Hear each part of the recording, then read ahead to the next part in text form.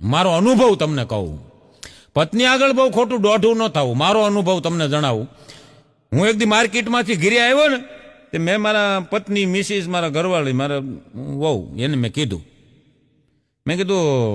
આજ માર્કેટમાં મેં કીધું એવી સ્ત્રી જોઈ, બિલકુલ તારા જેવું નાક, તારા જેવા કાન અને તારા જેવો આમ અંબોડો વાળેલો અને બિલકુલ આમ ઝેરોક્સ કોપી, તું જ જોઈ લે એમ એવી સ્ત્રી જોઈ મેં.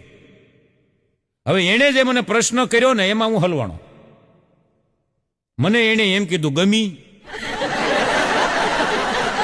તમને શું લાગે હજી જવાબ નથી દઈ શકો? હજી મૂંઝાવ, મંથન કરજો આ ઉપર. ગમી હવે એમે ન કહેવાય કે ન ગમી